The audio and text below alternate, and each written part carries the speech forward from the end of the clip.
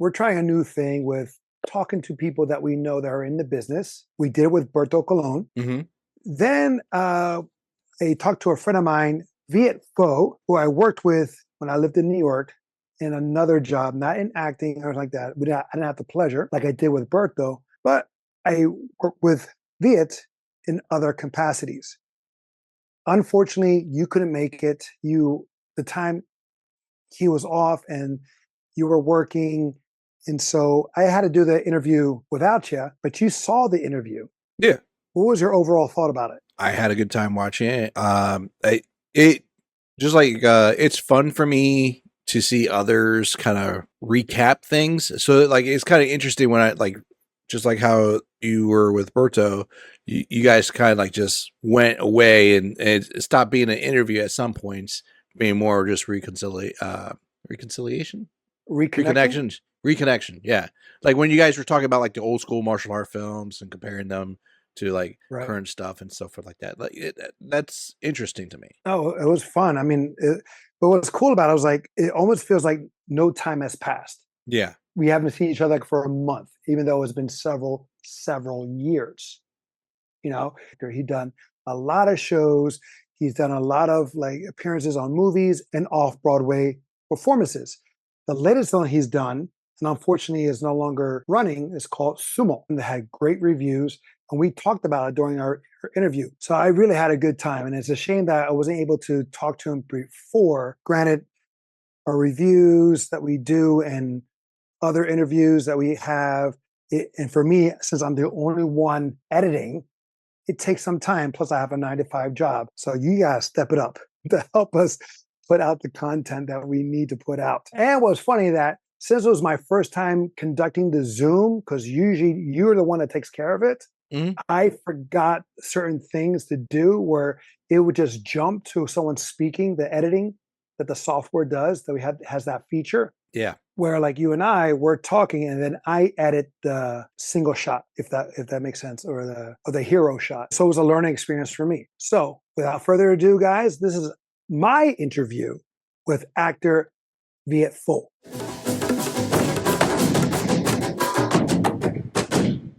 Hello, hello, hello. Wow, the man, the myth, the legend. I am incredibly honored that you that I'm here with you. No, the honor is all mine, buddy. How are you? I'm good. I'm exhausted, but I'm good. See, Today's yeah. my off day from the show, so it's more or less recovery day for me. So I appreciate you coming and making the time for here. I'm not sure if you're aware, and I reached out to you because my brother and I, who can't be here today due to he's at work, and I understand that is your only day off. It's all good. It's all good. He knew about that, but listen, we work around your schedule. Now we've known each other since shit before I left. You're not longer working with that company, are you? I still am. Okay, no, that's good. No, I wasn't sure. I didn't even. I know you're doing well. Your acting career has been kicking off with Broadway, off Broadway projects, correct? Yes, currently in the off-Broadway production of Sumo, which is playing at the Public Theater. We are playing till March 30th. Okay. Oh shit. Okay, March 30th. That's almost around the corner. Do you have anything? I'm jumping the gun, but do you have anything in the works in the future? No, at this time, it's just I've been no, I haven't really been looking for anything because I think usually after projects this big, I usually just try to take a break. If things come my way, wonderful. If not, then I'm more than happy just to take a breather for a week or two, and then I'm back on the grind of looking for another project. And that's how it is, right? That's how it is in that business. But so as I was saying before, my mind jumped that me and my brother we do podcasts, reviews on movies, television shows, and things of that nature. I'm not sure if you get able to catch a show or review at all. I know you're busy, but we know some people like yourself that are in the business, and so we like to talk to them, get into their brain, how they feel about it. You know, the ups and downs, good stories, bad stories, all that stuff. You're one of them. You're one of my friends. Yes, yes. Very, very honored. Very honored. No, no, He recognizes that. no, dude. I've seen your posts on Facebook, on Instagram. Nothing but proud of you, man. I'm happy for you. I'm happy that you're living your dream in that sense. Because I know when we used to see each other at work, you'll go into character, you'll have fun, you'll quote a line from a movie or something like that, and then yeah. We'll have some fun with that. How old were you when you got into the bug? Long story short, it was kind of I would say like early 20s, around like 21, 22. I started off doing a lot of musical theater. That was because I did chorus with my teacher and mentor. Mhm. And she one day came up to me and goes, "Hey, you don't have anything in the evenings, do you?" And then next thing I know, I'm in a community theater production of Evita, all originally in Hawaii before I moved up to New York City in 2007. Okay, wow. And that acting class is in New York or like Well, no, sorry, did you hear? yeah, I heard you. Sorry. It so as far as like you said, acting classes, my life is a strange trajectory. I was originally a business major in college before I switched over to communication for one semester before I made the decision, you know what, I think my life is somewhere else. And at the blessing of my parents, I moved to New York. And before that, in 2006 was my first time being in New York City. I was here for a summer program for 1 month at the Manhattan School of Music when they used to offer this musical theater training program. And it was for 1 month. It was 5 days a week. And that was more on the musical theater aspect, but with also aspects of acting and such. So my training in theater has been less in the educational system of like college and school and more been on through experience in performances in stage and screen. That's awesome. That means that sometimes the experience is the best teacher. So that's great. I saw that on IMDb, you've done 13 shows. I know some of them because I called you out and I gave you the honor. So I saw you on Blacklist, Lost. You're also in Tales of the City, Manifest, and you did like 4 movies and like 9 shorts. That's awesome. And now you're doing Broadway stuff, all Broadway stuff. What do you prefer? I mean, both have pros and cons, I guess, but where do you feel more alive, I guess? That's a fun, tricky question because I like challenges when it comes to, challenging your skill and level.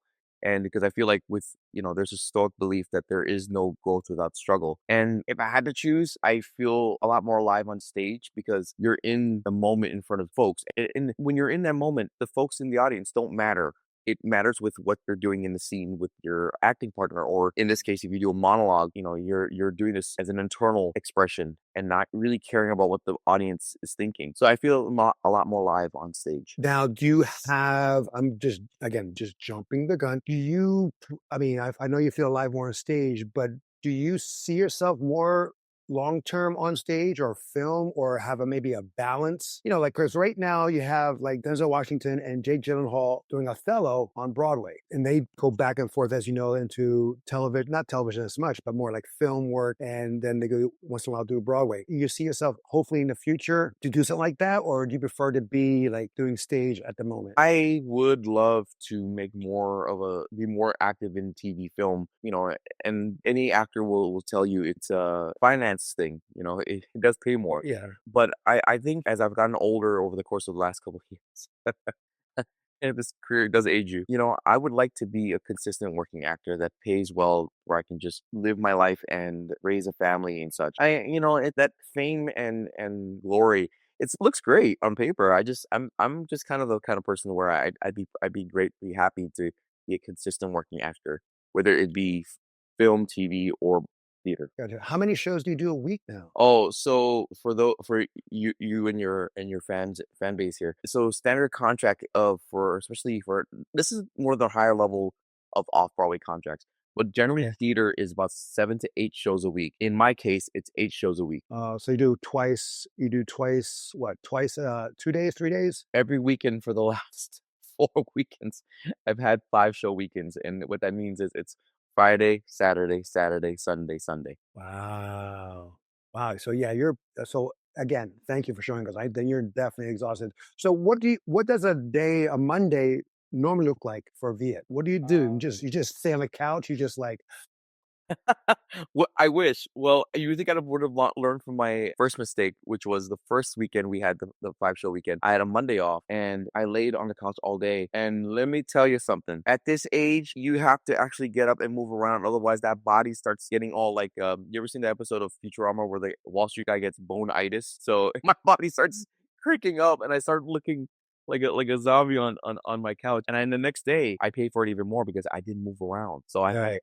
today I'm doing more active recovery of like rolling out, stretching, moving around, drinking lots of electrolytes and such. That's a typical Monday. But sometimes I get lucky that the theater company pays for physical therapy. So I'll go in on Oh, great. Monday and get worked on. Because sumo is obviously very physical job. Yes. You gotta you gotta you gotta use it. You gotta use the sumo technique and all the stuff. Did you go for training for that? 1000%. I was very fortunate to be a part of the first production in La Jolla, San Diego, when they did the world premiere. And when we were there, we were trained by the combo team of intimacy coordinator Chelsea Pace and cultural consultant James Yagashi. If you look up James, yo, you'd be surprised. He's been in a lot of movies you don't realize. So he's one of those guys, like quiet, but like he's been in a lot of things. Jessica Pace is a beast as well too. She like does a lot of stage combat. Bro, I saw her launch herself and land on the ground and get up and talk about it. I was looking at her like, and I've seen some stuff like that, but this was like the impact was good. So we trained in La Jolla when we did it in 2023, and then there was the pause before they transferred over to the public here. But essentially, the training was 3 hours a day, 5 days a week, and bruh, I tell you, you as a martial arts practitioner and myself as well, I invite you to go to, like, Japan and see what they do. Bruh, my legs are, like, burning every day now because of the things they do. Because it's very center and, like, lower body, centric. Wow. Do you still practice capoeira? Oh, every once in a while, yeah. I do the stretches and I do a couple of I play around a little bit to stay limber. Uh-huh. Especially at this weight, it's kind of fun to see a semi chubby guy doing a cartwheel, and people are like, "Oh, he's holding that so well." What other martial arts have you studied? So in Hawaii, I make Mm. this joke to a lot of people, and they think I'm playing them. It's true though. You learn three things. You learn a formal hula. You learn to play ukulele at some point in your education, and then you learn how to fight. And so, growing up in Hawaii, I was introduced to Shorin Ryu, the Okinawan Oh, yeah, karate. yeah. I dabbled with it a little bit, learned a couple of katas and techniques, and then the teacher stopped coming, and it wasn't because it wasn't because of his fault. It was the public education in Hawaii was like, all right, we're good with that. We're gonna move on to other things. We're gonna teach these kids, how to type right and how to make, souffle. But I stuck with it and I practiced the kata and the techniques all through my childhood because this is before internet when we had access to, how to progress our style. Mhm. So that was that, and did it for like maybe on again, off again for a year. And then I just dabbled with a lot of my friends back home. I was friends with a guy who was a black belt taekwondo. That was annoying trying to spar with him because of how quickly he kicked. And then it wasn't until when I moved to New York City, I dabbled. Oh, yes, I did capoeira. And then I also worked with a boxer, and it was like, oh shit, every martial arts has its prowess, and it's really up to the practitioner to use what they use. Mhm, mhm. Where in the boxing, like Gleason's or So fun little story. Um, okay. there was a member at my location, and he always hit me with Mendez Boxing on his shirt, and I was like, "Oh, cool." Oh, And Mendez then boxing. and so then, as I do, I'm friendly with everybody who comes in as long as you're friendly. And, say, "Hey, you know what? You got a free day? Come on over." I go, "Come on over to where?" He's like, "My gym." I go, "Oh, so you own and run Mendez Boxing." I'm not gonna name drop, but Right, as right. I go over and oh man, I got sized up so quickly by everybody. I was like, I felt like Ralph Macchio walking into that dojo. He's finished me and nobody's next to me. I'm like, just go, guys, just go. And so, yeah, so he gave me a boxing tutorial, and he goes, "Oh, for a thick guy, you're pretty good at putting your arms together like that." Oh, thanks. I didn't know what he meant by that. And then that's when he punched. I was like, "Oh, I see. The 11s, right? You know." Right. So that was really fun. That was the first and last boxing class I ever took there, because I was white. It looks pretty, it looks easy, so for one who doesn't have any experience, but once you do experience, you're like, "Holy crap." Absolutely. It's like, yeah, awesome. So that was only one time, really? The one Yeah, time? and then over Okay. the course of the years, this happened like at least 10 years ago, but over the course of years, like my experience with other martial arts, but particularly boxing, was just Mhm. through like, doing theater shows. It was a fun little story. I auditioned for a play, a brand new piece called Hit Girls, a musical comedy in heels. That was the full title. And I went in to sing, not knowing anything about the show. They called me back for a fight callback. And when I went in there, there was a brother sister duo, Celine Rosenthal, Mark Rosenthal, and their younger brother. I forgive me his last name, but the three of them were apparently I found out martial arts fanatics. because the youngest brother was a forms champion of North America. Oh wow. So we get in there and they're like, all right, you're gonna get the stance. Since I'm assuming a lot of you are, right-handed, we're gonna lead with your left leg and your right leg behind you. You have your left hand up and your right hand. And I see people, this is terrible. I know, I don't want to shame people. It was very obvious that there are people who don't know technique. So there was a kid who was standing next to me. He was like maybe like closer to my age. I'm not kidding you, boxing, right?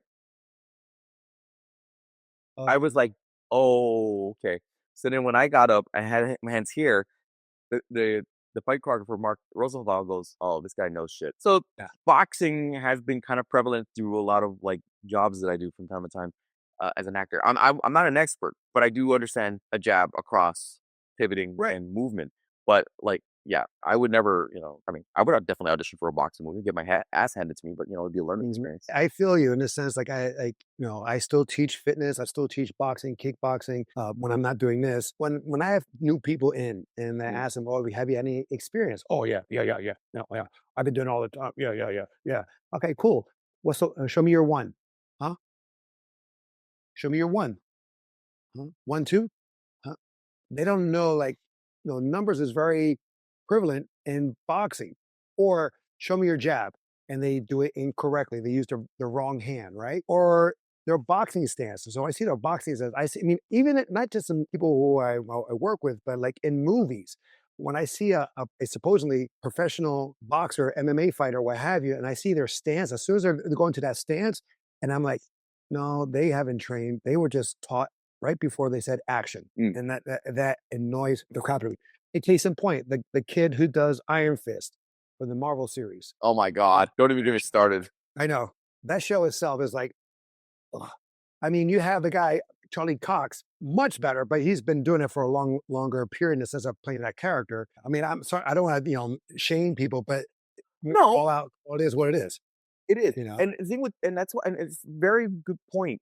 Like, now, mind you, the actor who played Danny Rand, he didn't have a lot of time, but I would think as an actor, I mean, and timing and preparation is very important with anything you do. But if you knew you booked a job playing a character, it would behoove you to do the research and find out what it is it entails. And then as soon as you find out, I mean, I get it, circumstances of like scheduling and like, oh, how much time do we really have? But like, do your best to immerse yourself into it as quickly as you can. And Charlie Cox is, though I'm sure he had probably had a little more time to prep. Like, that guy is the prime example of somebody who really immersed himself, and that's also a trained professional, responsible actor. yes, If an actor wants to make this look real and look good, they will do their due diligence and study and train as much as they can and try to accumulate as much as they can in a short period of time. Because who has the time to study like 2 to 3 years of boxing? All right, I knew of a story of an actor who wanted to learn how to box. I heard through the grapevine that he walked in and he goes, "All right, just throw me in the ring. I want to find out." And he learned quickly. Keep your hands up. yeah, He learned. He learned quickly. yeah, And then, yeah. so kudos to Charlie Cox on that one, man. Yeah. I mean, granted, when I first saw him, and like when he first Charlie Cox, that is, when he's hitting the bag, I think in the first season, I was like, oh my God. In comparison to his stunt double who was dressed up as Daredevil. Of Oh, yeah. course, it's like there's two different. Now he's gotten more proficient and he's taking it a little more seriously. But yeah, when I saw him hit the bag as Matt Murdock, Bubba, I was like, and then, but then you see him at Daredevil, it's like, okay, definitely a stunt double, and that's what makes it great. You have the actor, you have the stunt performance, and then you put the blend into it. It should look seamless. Mhm. But yeah, but the guy who played Iron Fist, Danny Rand, from what I've heard, he didn't want to bother. Like all he wanted to learn was the kata that he had to do the kata. That's it. Like the stunt performers that wanted to work with him, they'll get there, wait for him, wait for him, wait for him, wait for him, and he never showed up. He was like, I think because he came from Game of Thrones, and I think he had a big head. I don't know, unless I mean, I'm just talking from what I remember from reading and listening from people that worked with him. And it's always good to have because, like, as you know, having that martial arts background, you have to spar, and sometimes you have to shadow box.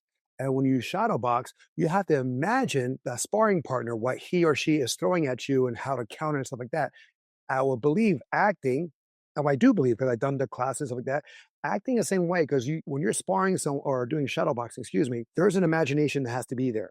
When you act, there's an imagination there that has to be there. You have to somehow kind of have a relation or connection to the character, to the scenario, to the situation. And I believe with like you, like yourself, who has that physical background, it just helps you in your acting. That imagination kicks in, and then that physicality, you're one step ahead. Like Keanu Reeves for his John Wick and Matrix, as you know, he trained freaking forever before filming, and he trained with a broken neck and all that is like coming from a motorcycle accident. So that like I give kudos to Keanu for what he's done in that aspect. To piggyback on that, absolutely agreed. As an actor, it is the belief in seeing what you're seeing and what you're experiencing. Case in point, in the sumo realm, sumo. Sorry, they're gonna smack me for that one. Sumo, in the sumo realm, you're not allowed to emote. But as the times have changed and the popularity of sumo has kicked up even more so, now a lot of these younger wrestlers who are not Japanese based, they're coming from Mongolia, from like Nepal, from China, Japanese, Filipino, they're allowing a little bit of their personality to show through. So I was watching a lot of those videos of them prepping in, and there was this one kid and a kid, he's like 20 years old, but he's yoked. Like we're looking like what Bane should look like. He stands in the corner and he's facing out toward the audience and he's having his moment, just kind of just wiping himself down after throwing the salt. And he looks out and he just flexes his traps and his arms. And it's that picture I posted on my Instagram where I tried to copy him. But this kid is like 20 years old and he's like yoked like that. So now, every single night now, I played with it a little bit as I'm walking out of the stage and I get into the corner where I'm looking at the audience. I take a deep breath, exhale, and then there was one point one night I did the Bolo Young thing where you kind of just you're not allowed to twitch your muscles, but I let it twitch. No one caught it. Where I went the dun dun, and I was like, oh shit, I'm not supposed to do that. The corner, and I was like, oh shit, no one saw that. Okay, okay. And then Oh my God. Which Twitch? From Bloodsport, Blood from Enter the Dragon, or Double Impact? Blood sport. Listen, the cornerstone of all people our age have grown up. As soon as we hear that at the beginning chords of kumite, kumite, get all psyched up. But yeah, it's the belief in putting yourself in that physical state to put on this performance. And it shows, you're right, it always shows. If you don't train, you're not believable. Mhm. Mhm. Now, how long has this show been running? Show start previews February 20th. So we've been going since February 20th and we officially opened March 5th. So collectively about now a month. Yeah, a month and Mm. some days.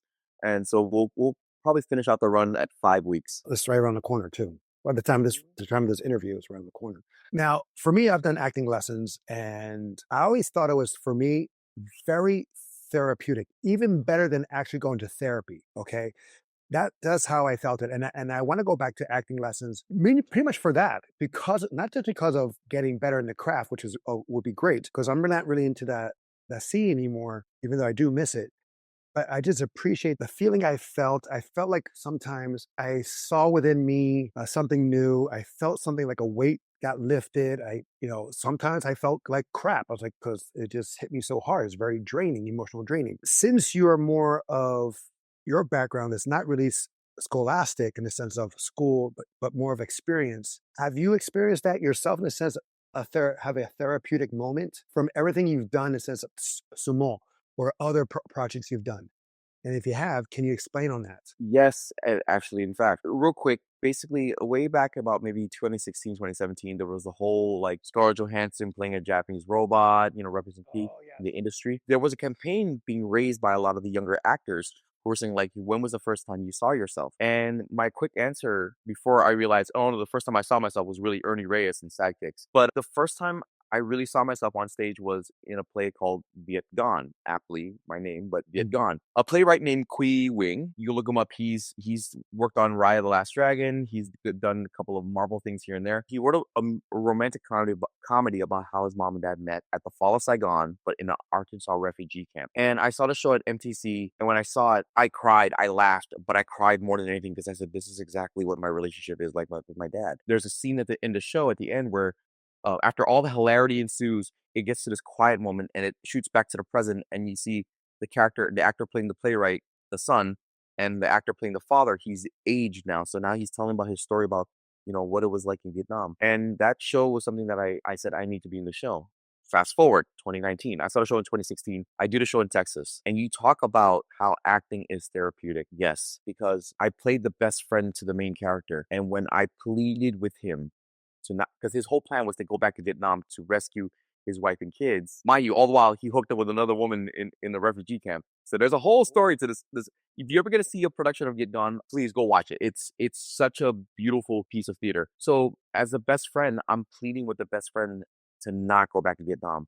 Because they all knew at the time that any Vietnamese person that after they escaped Vietnam, they went back to Vietnam, they would have been put in jail, tortured, murdered. And I distinctly remembered at the peak of that performance, that run, I remember breaking down on stage, pleading with him, do not go back to Vietnam. Because if you do, I'm going to lose you. You're my friend. You're like the one piece of like real estate in America at that time in 1975 that I can hold on to and trust. And I remembered walking off stage sobbing because trying to convince this person, my friend, not to go back to Vietnam and that you have to start a life here, man. There's no home to go back home to. It released a lot of my own angst about my identity as a Vietnamese actor, as a human being. I mean, I'm not gonna say the theater cures everything, but for me personally, as an artist, and the growth that I had with this show really taught me a lot about my own levels of sensitivity and emotions. Which is especially something very prevalent with a lot of us males. We don't allow ourselves to emote sometimes, and we need to. Yeah, that's true. But I'm at the point now. I see something on like a commercial, tears. Oh, Get tears. that's great. That's great, man. I connect to it somehow, or it just hits me in the spot, and sometimes it deals with like parent and child. I don't have any kids, but I can relate to that somehow, some way. No, yeah, it's good. It also shows you the power of acting and like how much it could incur in that emotion. True. Yeah. Even though I know it's, two actors, whatever, blah, blah, blah. But yeah. Yeah. So where do we find you? In your apartment in Brooklyn, Bronx?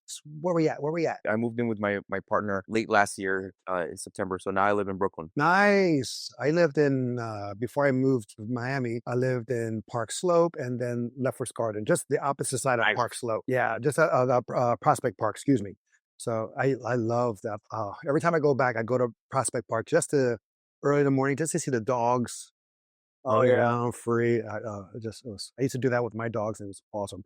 Fun fact, I'm in a Woody Allen movie, in the background with John Turturro. What was the one? Gigolo? No. What's the one with John Turturro starring and Woody Allen? I can't remember off the top of my head, but John Turturro was the star. Woody Allen, of course, directed and starred in it. But there's a shot in the park, and then my girlfriend and I were watching, my current girlfriend, we're watching a movie, and I go, hey, that's me. And you can see like I'm in the black jacket, way in the background though. I'm a black jacket and my two dogs. So you can see there's one's white, one is black. And I was like, that's cool. So even though, it's a far shot and you don't, of course I don't get no credit or no dividends, but I just know I'm in a Woody Allen movie. Dude, that's important. Fading Gigolo. Ah, you looked it up. Okay. Yes. Fading Gigolo with Woody Allen, Sharon Stone, Sofia Vergara, Lee Schreiber. Oh shit, you were in a stacked movie, dude. I didn't know it, but yeah, I guess so. But yeah, I'm in the background, so it's so hysterical. That's something because fun bit, don't I hope you recognize that is very special because everybody is important in a film. So it carries the story along. So that's congratulations. I'm just saying, it's just funny because I know I was like, I kind of put myself in this shot because it's like, people are like, this it was a small crew. It was a very intimate crew that it had, right? So I'm like, they're over there. Okay, and I'm with friends who are walking their dogs. Say, hey, let's just hang around here a little bit. Just hang around. Okay. And then you see my dog, Snowflake, who's a white pit, and he's just walking around, so you can really see him stand out in that aspect. And you see my white pillow jacket, my black pillow jacket. It was just fun, and my girl was like, and then she bought me the movie as a gift. Oh man, I think I did one movie as an extra. I did mainly like soap opera, some commercials here and there. Blah, blah, blah. Oh shit, dude! Yeah, that was but it was just one or two. I was terrible at auditions. I hate auditioning. I put too much care. I don't know if you ever had this experience yourself, but when I didn't care, that's when I usually got the job. Yes. And when I did care and I put too much, it was like, or they asked me a question and I answer them, the casting agent, whoever, and I try to make a joke that only I found funny. They didn't find so they're like, never heard back.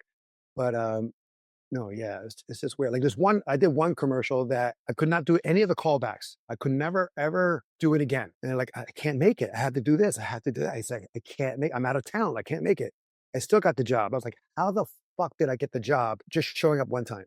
Which is weird. And I got, thankfully it was a nice commercial gig, but it's just weird sometimes how things, and you experience this, things just work in your favor for some dumb reason. It's weird. It's very fascinating you brought this up because I just had this conversation recently with somebody, and there are factors. The number one factor about auditions, it is out of your hands. It is not up to you because when it comes to picking, the factors that play into it are not anything that has anything to do with you. I've dead ass seen graduate actors not get a job, and the person who got a job was some guy whose hair was curly and it fit the characteristics of what they were looking for. And Yes. it's essentially what Sam Rockwell has stated, something similar to what Bryan Cranston has stated. Sam Rockwell says, after a while, I realized going to audition after audition after audition, that at the end of the day, I'm like, you know what? I'm going to sell you what I got. If you want it, you can buy it. If you don't, I'm going to move on to the next one. And then Bryan Cranston states that when you audition, do it for you. Don't do it for anybody else. If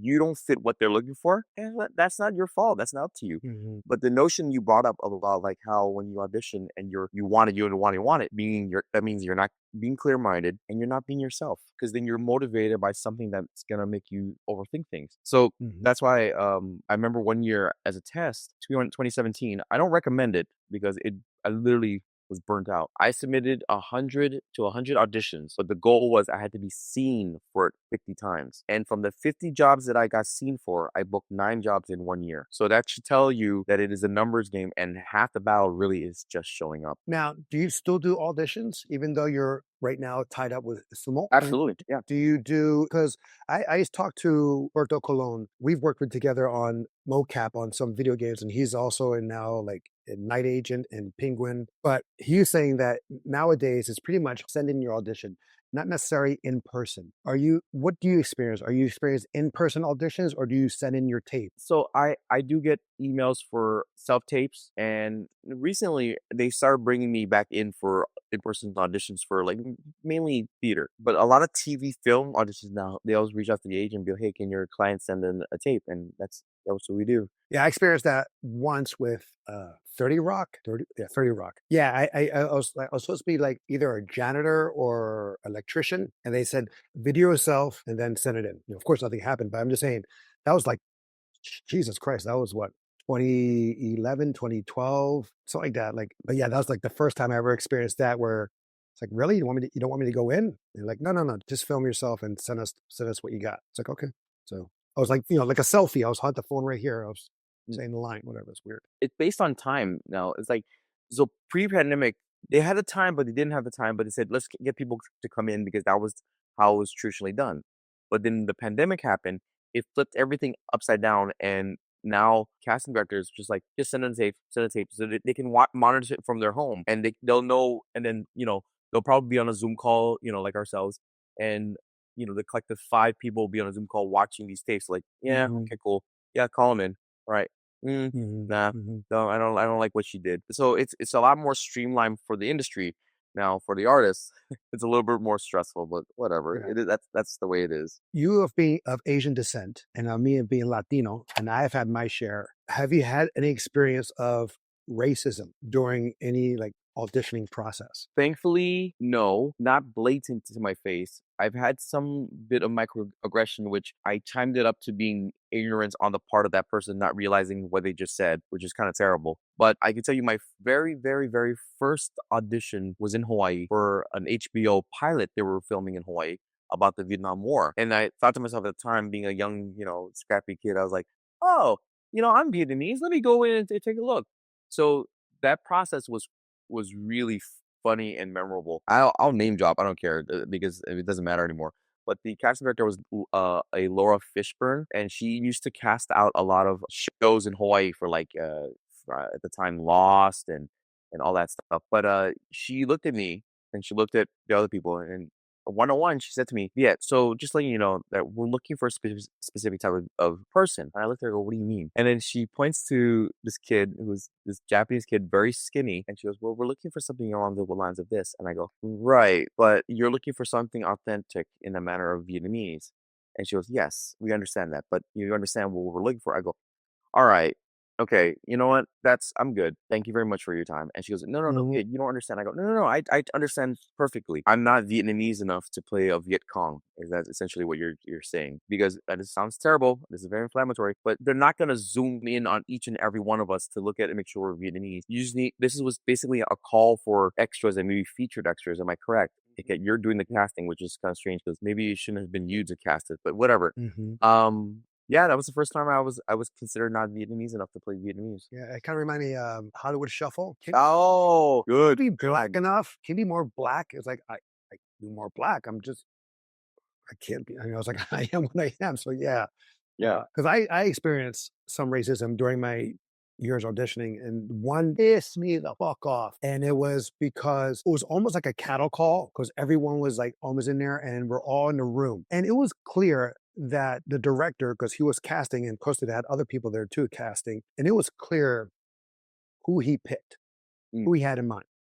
There's already one guy right there. He had him. And this guy came in with a hat on, like a fedora hat. So, okay, I was taught never to wear anything that's extra, but he had but he liked that look. Like you were saying that from earlier, the guy had curly hair. So he was picking him and picking him. So, all right, now go dance with her. It was some kind of like commercial for and connecting. I was supposed to be hitting with like multicultural, multi-racial setting, what have you. But he kept picking him and he changed the different girl. And then once in a while, what have you, blah, blah. And I'm just getting pissed. I was like, dude, there's like 30 of us here. Look around, mix it up, see what, whatever. But obviously he has that guy in it. Fine. But then he says, all right, let's get some Latinos. Let's go here. And, they have to play music. And so, God, I'm thinking about it. It's pissed me off right now, even though it happened like over 10 years ago. He says, yeah, put some music on, with some drums. They like that kind of stuff. Yeah, exactly. I just went, oh, and I finally got up there and I was doing stuff. And then, I mean, I wanted to call him out on that. I said, I want to say that's fucking racist. I wanted to say that. But, of course, I'm not only am I representing myself, but I'm representing the agency that represented me at the time. And I just bit my lip, but I just we were there for an hour, all in the same room. And like he kept going to the same couple, then try to break. He saw me once and I just jetted. Things like that, of course, that happens more than often, and for some people, and maybe not for others. But yeah, that was straight up unprofessional and racist. May I ask you, was the casting and the team of a specific demographic? The casting it was predominantly white, and the director, I don't know who it was, I can't remember it, but he was white, and the people, his assistants, what have you, were mixed. And when he said that, I was like, and am I the only one that's offended by that statement? I just like, wow, they like that kind of music. I was like, Yo, that's crazy. and yeah, you can like you said, just let it roll off your back, and then that's how they are, blah blah blah. But I was just getting annoyed from the get go in the sense that he kept picking the guy, kept picking the same guy, kept picking the same guy. I was like, all right, we know that's what you want, that's who you want, we got it. Mm. Let's move on, or say, okay, guys, casting's done, auditioning's done, and we found our people. You could say that, but I was just so annoying. That's a terrible, and I'm sorry that happened to you, man. That's a terrible process. Yeah, it wasn't often. I didn't experience it often, but when it happened, it stings. Mm, mm. And you hear the stories, but you never expect to experience it. And I did. You just reminded me, actually, now that I think about it. So a lot of my friends have always said that, oh, you don't ever face. They don't say that, but they say like you don't seem like the kind of person to like sit down when somebody says something stupid to you. I go, I won't. I'll actually stand up and say something. And I think because of the way I look, in like when I don't smile, I look very angry, obviously. So I Game. That's has right? And I think that's what's the cause of why a lot of people oftentimes when it comes to like auditioning, I guess in some ways a lot of them don't ever think to say anything in that matter to me because I think I guess I look intimidating. Who Mhm. knows? I mean, but I'm the same way. Like, I mean, Yeah. we all do in a way. Like, if you're walking somewhere in a place that you don't expect to see your friends, what have you, you're gonna have a certain like face of determination or what have you on your phone, whatever. You're not gonna be walking around, especially in New York, me all smiling. No, you're like in New York. It's a hustle. Every day is a hustle. Mm. It's tunnel vision, right? You gotta get there, and where you have to go, you go in the subway. What the hell are you gonna have to deal with in the subway? People think I'm a dick, and they're not wrong. But once they get to know me, it's oh, you're not so bad. You're not what I thought. I was like, yeah, I know, but I know I'm a dick too, so it's okay. So I'm a grumpy old man for a reason. So it's all good. Now, I don't want to hold you up any much longer because I know this is your day of rest. But before we go, I do have a few questions, kind of like inside the actor studio. Ooh, okay. Again, you can answer. If you don't want to answer, that's fine. Take your time in the sense of answering the questions. But here we go. Who would you like to have coffee with that's no longer with us? Famous or non-famous? Typical Bruce Lee. And why? I like to hear him talk more about what the meaning of life is. Yeah, he was deep, right? Yes. Philosophy major. That was freaking deep. Not perfect, but he was deep and he was ahead of his time. Now, here's the next question. Who would you like to have a coffee with that's alive? Oh, Gary Oldman. Yes. Oh my God. Dude, have you seen him in the new Apple show? Horses? No, no, no, not horses. It's something horses. Shit. No, I know what you were talking about. I Slow horses. something Slow horse. slow horses. Slow horses. No, but from the clips I've seen of it, that's just prime raw Gary Oldman, man. He never stops pushing himself. But like just from the character work he does, he's diabolical, man. He's scary and diabolical. Yeah, True Romance. Oh my God, the professional. Oh yeah, yes, and in that one line that he's famous for, improv. Yeah, That famous line is improv. It's like Jesus Christ. It is a great line. yeah, dude. I could tell you, like, there's been moments I try to put that into every show I do, but I can't. It's like fun little game of like putting favorite quotes of movies that you saw that if you have a same quote or word, try to do the same thing in the show. But else, also, dude, that's one of the reasons why I fucking well, pardon my language, whoops, is Fifth Element is just so amazing. Now everything he's in, even if it's the worst movie, but him like stands out. Like he steals a scene in every show. Like for me, like one of my favorite ones too is with him and Denzel, The Book of Eli. Oh my God, That, yes. like, that's another great performance, and it's subtle because in the way that how he performs it, but it's so strong. Who would you like to have a drink with that's no longer with us? I mean, by the way, do you drink? I do. Okay, Uh, all right. So as I'm getting older now, like I like to take it easy a little bit, but like the sipping of the the whiskey or scotch, sipping of it slowly. This is gonna sound weird, but I would like to sip. I'd like to get a drink with Willem Dafoe. yeah, you're knocking him out of the park with a great. Yes, I am the same. Yeah, I actually saw him one time. I was walking in the village. I was like, shit, hey, I didn't say anything to him, but I was just like, yeah, let's blow up the phone. I was like, and then I just kept walking. Apparently, he's the real nice guy. Like if you're kind to him and polite to him, he'll stop and go, "Hey, how you doing?" He's a real New York actor. Yeah, yeah. I met him. I didn't meet him. No, I saw him walk. I was walking in the village, and I saw Zachary Quinto one time Oh, walking. Yeah, I just walking. I see him. I was like, oh, cool. Because the thing is, like, I'm a kind of guy. Like, I'm not gonna be like, ooh, go gaga. Like fanboy out. I mean, I did once with Ruben Blades. I fanboy the hell out. I just find him as an amazing person, not just a performer. I shook the hand of Ernie Hudson. Yeah, I saw him in the subway. I just say, hey man, I just love your work. Say thank you, and then that was it. No pictures, no selfie, nothing like that. I respect people, their privacy, but I like to acknowledge them that, hey, you're doing a great job. That's what I like to do, and then I just keep moving. Okay, he's alive. So who not with us? I don't know if it sounds cliche, but I don't know if she drank, but I like to talk to Maya Angelou. Tell Yeah. just how poetic she was and how she was a wordsmith, and a lot of her quotes are like just so wonderful that very introspective and retrospective. And I don't know if she drank in real life, but I would love to have to sit down there, had a beer with her, and be like, say anything because I'm just gonna listen to me like intently. Yeah. No. The woman was full of intelligence, confidence, knowledge. Yeah, she was a pioneer. What is your drink of choice? I know you said whiskey and bourbon, but like, is there like a certain cocktail? I haven't done cocktails a lot in a while, but like, okay, simple. Jack and Ginger. Okay. Yeah. Okay. Yeah. For me, I like honey Jack and ginger. Oh. Honey Jack and ginger is nice with a lime wedge. Nice. Yeah. Ooh. Try it. Try it on a summer day. That's really good. I will. My goodness. Yeah. Thank you for the recommendation. You're welcome.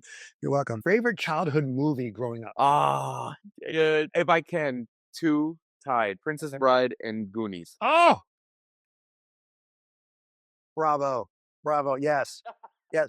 But why is it a tie? Because I learned so many things from both films, and the fun bit, like like I told a lot of my friends and my girlfriend, I learned English through a lot of movies growing up in the 80s because my first language was Vietnamese. So Yeah. there were so many quotable moments from both films, and to this day, I will rattle them off as I'm walking out of a room, and people were just like, they'll either get like, "What the hell did he just say?" or for the folks who know, they'll be like, "Oh, Princess Bride." I tell my friends every so often, "All right, goodbye." So, sure. It's such a great moment. Yeah, because that's his performance was pretty much improv too. I know. I just learned that. Like, Yeah. it took a whole day for them to film that one scene when Carrie Ells is lying on the board, and Mandy Patinkin, who plays Inigo Montoya, is on record saying he had to bite his lip, was trying so hard not to laugh. Right. And they had to do retakes because the director, Reiner, was laughing. It was breaking into sound. And so the audio, so it was like, damn it.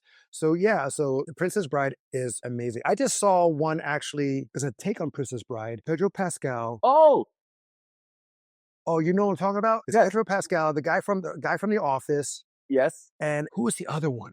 Jason Segel. Yes. Yes. Yeah. Yeah. Oh my God. I was like, I would love, I know, I don't want them to remake it. I don't. no. But if they could ever do a benefit reading or benefit concert reading of Mhm, that film, mhm. it would be Yeah. fun to see everyone's take on it. Yes, or do it like they did there. Just Yeah. do a scene, play it out as you would play it, and then leave it as that. Yeah. And just move on. Just do some shorts. That's great. I mean, Jason Segel, I didn't really like him in How I Met Your Mother, Mm. but I love him in Shrinking, the Apple TV show Mm. with him and Harrison Ford. For one, that's a great show. It's like the same feels of Ted Lasso. If you ever watched Ted Lasso, Yeah. Shrinking has that kind of good nature feel Mhm. in it, and some downsides too, some sad moments, but it has some good things. But yeah, oh my God, Princess Bride and Goonies. Oh yes, and I hope, I'm not sure if it's true or not, but they may make a sequel to Goonies. I know. So Right? apparently, yes, it's in the works. So Kei Kwan, Sean Astin, Josh Brolin. Have you heard the premise though? The premise is very brilliant. That they go back to their father's house and they find out that there was actually still a stash of jewels and doubloons that they need to retrieve in order to, I think they're buying back their parents' house or some shit. But it's stuck in the cave, apparently. Oh wow. Yeah. So I think don't quote me on this, but I think that's the premise. They have to go back down the cave to find it. So I'm just curious, like, shit, 20, 30 years later, what's gonna happen down there? And is Yeah, exactly. is that giant octopus still alive? Right, right. And well, unfortunately, the actor who played Hey You Guys, he passed away. He passed away due to cancer, unfortunately. Yeah. But yeah, everyone else I think everyone is still alive from the original cast and other kids, that is. I think. No, yeah. It's Sean Astin, Ke Huy Quan, what's his face? The Right, kind of right. wily now. Corey Feldman. Corey Feldman. But the two girls, I know the blonde is still around. I know she's still acting She, right now. yeah, she's down to come back apparently. Josh Brolin's is down to come back. And then what's his face? Chunk, who is now an entertainment lawyer and I think manager or agent to Ke Huy Quan. He said he'd be down to come back just for this film. And the villains, the mother, she passed away, but the other two, they're still alive. Yep. Oh my God, That'd be so much fun if it came back. You know about I mean, it's come out recently, and it says of what Josh Brolin, that he messed up the big reveal of the ship. Oh yeah. Like you're supposed to go underwater, and they kind of tell you, 1, 2, 3, look up. I guess he didn't get the memo, but he came up and says, "Oh fuck!" You're like, "No!" And that kind of ruins it because that was the first time they saw it, the Yeah. ship, and because it was live, it was a live prop. It was like full scale, and yeah, I just find that funny. And he's great at interviews. Oh my God, is Josh Brolin hysterical at Mm. interviews? It's just, oh my God. What is your favorite movie as an adult, though? Oh man, there's a lot. I have to say the one that I quote the most from, or at least make a lot of references to, is Shawshank Redemption. How old were you when you saw it? Oh gosh, I was like, Are we about the same age? I'm 52. I'm 43 going 44. Oh, fuck you. All right. Right. Dude, you still look young. Stop. Whatever. Um, But still, Shawshank Shawshank. Redemption came Okay. out. Yeah. So what? I'm sorry. No, no, I'm just saying Shawshank Redemption, a great movie that did terrible in the box office. Right, but it's one of those pop Hmm. culture references that when it's on TNT, you have to stop and just watch it. But Right. Yeah. Yeah. Shawshank Redemption for me because it was something that took me by surprise. It was like I remember it was one of those moments where I was like up late studying for a final as I was in high school. I think it was high school or yeah, high Hmm. school or college, one of those. And the movie was on TNT and I stopped and I remember failing the test the next day because I just got engrossed by this film and then Morgan Freeman and Susan Sarandon's Susan Sarandon's husband. ex. Oh, they're still married? Oh, I don't know. I thought they got divorced. Damn. Wouldn't matter. Like Yeah. Yeah. it's just such a powerful piece of film that talks about like just the human spirit of just not giving up. Tim Robbins. And Tim Robbins, there you go. Yeah. Who was really big in the 90s. Now he's just kind of just sitting back and just chilling. But But no, he's not. He's not. oh, you He's in Silo. Again, you gotta get Apple TV. Here's a, oh, here's a, I'm sorry. It's a promo for Apple TV. Sorry. But all the great shows I'm talking about is on Apple TV. He's on Silo. Is a show or Silo with Rebecca Ferguson, another amazing show. So I don't mean to plug and stuff like that for Apple TV, but these shows that I'm watching, Severance. oh, don't get me started with Severance. Yeah, But go ahead. Go ahead. no, I was gonna say like it's just so many people were talking about Severance. I'm like, damn it, damn it, damn it. And all right, all right, all right. I know. I'm saying like, yeah. Do you have T-Mobile? No, I don't. But I have my friend. I have access to a Disney Okay, account. okay. As I'm holding off because I'm trying to finish off other TV shows. I totally get it. We do these reviews and like we're like so behind because I'm just trying to watch this. And I have a friend. Have you seen this show? Have you seen the show? Have you seen? It's like, dude, I don't have the time. How do you have time? You work for a bank. How do you have the time to watch 5 shows in one day and complete them? I don't have this luxury. And I'm like, I was like, Jesus Christ, dude, slow down. He's like, you gotta watch this. I was like, I can't. But yeah. Tim Robbins, Shawshank. I'm sorry, I cut you off with Shawshank. No, no, no. Like that you were saying though, with that It's because you it's just a testament of human, like human determination and like seeing somebody who was put in a situation. It kind of reminds me of my dad because my dad was spent 2.5 years in a Viet Cong prison, and he made it out. So I guess oh good. some strange way, non-violent. I mean, it's a violent movie, but like Mhm. prison movies about prisoners who are looking to find redemption or not even redemption, escape and freedom. It just appeals to me. Are your parents still with you? Still with us? If you don't mind me asking. Yes, yes, they're living comfortably in Hawaii. Nice. How often are you able to see them? I Or do go they, back or once they a come up? year. Do they ever come up? No, they don't want to, and I tell them like, you guys got to come up here during the fall when it's beautiful. But like, just trying to convince them to go anywhere off the island is, it's already kind of a struggle. Get it. Now, do you still go to the movies? When I can, but most of so funny enough, I don't go out to movies, on purpose unless it's something I really have to watch, like like some of the Marvel films back in the day. Nowadays, I work with an independent company where I help them do premieres or sneak previews, and sometimes the trade off is like, okay, I got paid to do my job, I get to stay and watch the film, and that's how I get to watch like sneak. I got to see a lot of the sneak previews of the IMAX films because I work for the events for them, and so I got to see like Oppenheimer ahead of schedule. I got to see Guardians of the Galaxy 2 ahead of schedule. So like, yeah, it was. That's how I sometimes get my movie fixed. What is your ideal or what is your snack ritual for the movies? Oh, What do you get? dude. Okay, so I like salty stuff, so I do popcorn. Sometimes when I'm with my friend or myself, dude, you ever try to put the Japanese rice crackers in the popcorn with the butter? No, that sounds Okay. amazing. So you do the rice crackers, do the popcorn, and instead of salt, use furikake. Oh man. You're Oh welcome. yes. Because they had the powder or the cheddar powder or whatever, the salt, Yeah. whatever you call that thing is. Yeah, and it gets all messy. But yes. Oh my God. So put a little butter a little butter on the popcorn, toss it up, Mhm. and then Mhm. sprinkle it with your favorite rice seasoning from any of the Japanese Yep. restaurants we go to. Bro, game changer. Oh my god. Oh, wow. We get them. You know, we go to the Asian Mart and we get a bunch of those. Oh wow.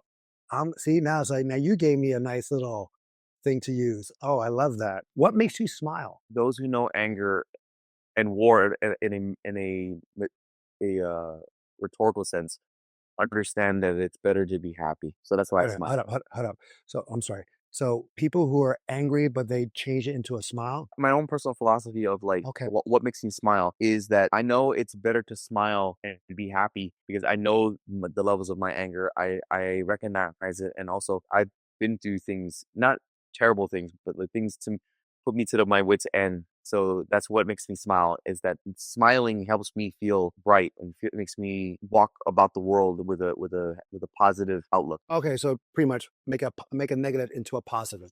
Yes, Being optimistic, I guess. yes. Sorry, Yeah. in so many words. No, no, no. Because no, I still suffer from that. Trust me. What is your pet peeve? Talking during a film or a play. Yes. Yes. Yes. Oh my God. Yes. Have you experienced that though, as a performer? Yeah, couple of times, but thankfully there were other audience members to go shh, or the ushers would come in and go shh. But fun bit. So last night, apparently during our performance, we're dressed, in our mawashi, the sumo gear garment, and one of our cast members heard the audience member go, mm-mm. He goes to me, he goes, listen, Viet, I've acted in a lot of things, but my kryptonite is if I hear a woman go, I'm like, get out of my way. Who are you?